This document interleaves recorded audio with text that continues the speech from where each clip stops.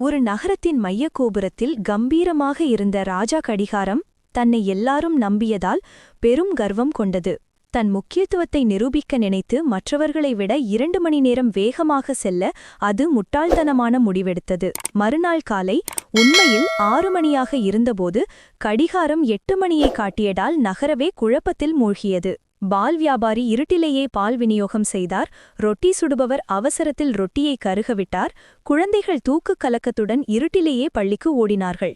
உலகம்தான் வேகமாக செல்கிறதோ என்று மக்கள் புலம்பியபோது அங்கிருந்த மீனா என்ற சுட்டி பெண் ஒரு மரத்தின் நிழலை பார்த்து உண்மையை கண்டுபிடித்தாள்.